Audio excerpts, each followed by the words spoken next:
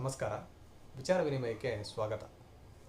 ವಿಶ್ವ ಚರಿತ್ರೆಯಲ್ಲಿ ನಾವು ಹಲವಾರು ರಾಜರು, ಮಹಾರಾಜರು, ಸಾಮ್ರಾಟರ ಜೀವನ ಚರಿತ್ರೆಯನ್ನು ಓದಿದ್ದೇವೆ. ಅಂತಹ ಸಾಮ್ರಾಟರಲ್ಲಿ ಒಬ್ಬನಾದಂತಹ ಮಂಗೋಲಿಯಾದ ಅರಸ ಚೆಂಗಿಸ್ ಖಾನ್ ಬಗ್ಗೆ ಕೆಲವೊಂದು ವಿಷಯಗಳನ್ನು ನಾನು ಈ ವಿಡಿಯೋದಲ್ಲಿ ನಿಮ್ಮೊಂದಿಗೆ ಹಂಚ್ಕೊಳ್ತಾ ಇದ್ದೆ. 12ನೇ ಶತಮಾನ ಮಂಗೋಲಿಯಾ, ಅಲ್ಲಿ ಚಿಲೆಡು ಅನ್ನೋ ಒಬ್ಬ ಯುವಕ. ಅವನು ಮೆರ್ಕಿಟ್ ಜನಾಂಗಕ್ಕೆ ಸೇರಿದವನು. ಅವನಿಗೆ ಈಗ ತಾನೇ ಮದುವೆ ಆಗಿದೆ. ಅವನ ಮಡದಿ ಹೆಸರು ಹೊಲೂನ್ ಅಂತ. ಅವರ ಸಂಪ್ರದಾಯದ ಪ್ರಕಾರ ಹೊಸದಾಗಿ ಮದುವೆಯಾದಂತಹ ನವದಂಪತಿಗಳು ಊರ ಹೊರಗಡೆ ಹೋಗಿ ಒಂದು ಬಿಡಾರ ಮಾಡಿಕೊಂಡು ಅಲ್ಲಿ ಕೆಲವೊಂದು ದಿನಗಳನ್ನು ಕಳೀಬೇಕು, ಒಂದು ಬಾಂಧವ್ಯ ಬೆಳಲಿ ಅನ್ನೋದಕ್ಕೋಸ್ಕರ.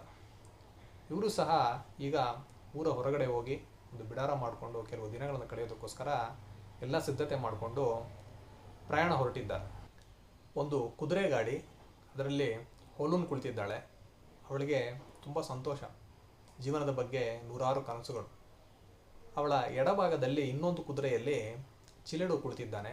ಅವರೊಂದಿಗೆ ಸುಮಾರು 8 ಜನ ಸೈನಿಕರು ಅವರವರ ಕುದುರೆಯಲ್ಲಿ ಕುಳಿತುಕೊಂಡು ಪ್ರಯಾಣ ಹೊರಟಿದ್ದಾರೆ. ಹೀಗೆ ಹೋಗ್ತಾ ಇರಬೇಕಾದ್ರೆ ಅವರು ಒನೋನ್ ನದಿ ತೀರದಲ್ಲಿ ಹೋಗ್ತಾ ಇರ್ತಾರೆ. ಆಗ ಒಬ್ಬ ಸೈನಿಕ ಹೇಳ್ತಾನೆ, ಇಲ್ಲಿ ಜಾಗ ಚೆನ್ನಾಗಿದೆ, ನಾವು ಇಲ್ಲೇ ಬಿಡಾರ ಹಾಕೋಣ ಅಂತ ಚಿಲೆಡುಗೆ ಹೇಳ್ತಾನೆ. ಆಗ ಚಿಲೆಡು ಹೇಳ್ತಾನೆ, ಇದು ಶತ್ರುಗಳ ಜಾಗ, ಇಲ್ಲಿ ನಮಗೆ ಅಪಾಯ ಇದೆ, ಆದ್ದರಿಂದ ನಾವು ಮುಂದೆ ಹೋಗಿ ಬೇರೆ ಜಾಗದಲ್ಲಿ ಬಿಡಾರ ಮಾಡ್ಕೊಳ್ಳೋಣ ಅಂತ ಹೇಳಿಬಿಟ್ಟು ತಮ್ಮ ಪ್ರಯಾಣವನ್ನು ಅವರು ಮುಂದುವರಿಸ್ತಾರೆ. ಹೀಗೆ ಹೋಗ್ತಾ ಇರಬೇಕಾದ್ರೆ ದಿಢೀರಂತ ಕೊನೆಯಲ್ಲಿರೋ ಒಬ್ಬ ಸೈನಿಕ ಕಿರ್ಚ್ಕೊಳ್ತಾನೆ. ಶತ್ರುಗಳು ಬರ್ತಾ ಇದ್ದಾರೆ, ಬೇಗ ಹೋಗಿ ಅಂತ ಅವನು ಕಿರ್ಚ್ಕೊಳ್ತಾನೆ.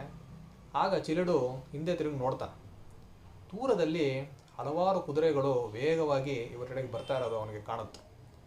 ಅವನು ಬೇಗ ಮುಂದೆ ಹೋಗಿ ಆ ಕುದುರೆಗೆ ಒಂದು ಏಟು ಹೊಡಿತಾನೆ.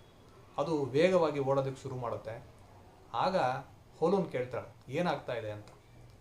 ಚಿಲೆಡು ಹೇಳ್ತಾನೆ, ಶತ್ರುಗಳು ಬರ್ತಾ ಇದ್ದಾರೆ ಅಂತ ಹೇಳಿಬಿಟ್ಟು ನೀನೇನು ಭಯ ಪಡಬೇಡ ಅಂತ ಹೇಳ್ತಾ ಇರಬೇಕಾದ್ರೇ ವೇಗವಾಗಿ ಬಂದಂತಹ 3 ಬಾಣಗಳು ಚಿಲೆಡುನ 3 ಜನ ಸೈನಿಕರನ್ನ ಬಲಿ ತೆಗೆದುಕೊಳ್ಳುತ್ತೆ. ಈಗ ಉಳಿದ ಸೈನಿಕರು ಗಾಬರಿ ಆಗ್ತಾರೆ. ಅವರು ತಮ್ಮ ಜೀವವನ್ನು ಉಳಿಸ್ಕೊಳ್ಳೋದಕ್ಕೋಸ್ಕರ ಬೇರೆ ಬೇರೆ ದಿಕ್ಕಿನಲ್ಲಿ ತಪ್ಪಿಸ್ಕೊಂಡು ಹೊರಟೋಗ್ತಾರೆ. ಈಗ ಉಳಿದಿರೋದು ಚಿಲೆಡು ಮತ್ತು ಹೊಲೂನ್ ಮಾತ್ರ. ಆಗ ಹೊಲೂನ್ ಚಿಲೆಡುಗೆ ಹೇಳ್ತಾಳೆ, ಅವರು ಬಂದರೆ ನನ್ನ ಅಪಹರಿಸ್ಕೊಂಡು ಹೋಗ್ತಾರೆ, ನೀನು ಅದನ್ನು ತಡೆಯೋ ಪ್ರಯತ್ನ ಮಾಡಿದ್ರೆ ಖಂಡಿತವಾಗ್ಲೂ ಅವರು ನಿನ್ನನ್ನು ಉಳಿಸೋದಿಲ್ಲ, ಸಾಯಿಸ್ಬಿಡ್ತಾರೆ, ಆದ್ದರಿಂದ ನೀನು ಇಲ್ಲಿಂದ ತಪ್ಪಿಸ್ಕೊಂಡು ಹೊರಟೋಗು ಅಂತ ಹೇಳ್ತಾಳೆ. ಚಿಲೆಡು ಯೋಚನೆ ಮಾಡ್ತಾ ಇರಬೇಕಾದ್ರೇ ಬಾಣಗಳು ಆ ಕುದುರೆ ಗಾಡಿಗೆ ಬಂದು ಹೊಡೆಯುತ್ತೆ, ಪಕ್ಕದಲ್ಲಿ ಹಾಯ್ದು ಹೋಗುತ್ತೆ. ಚಿಲೆಡು ಯೋಚನೆ ಮಾಡ್ತಾನೆ, ನಾನು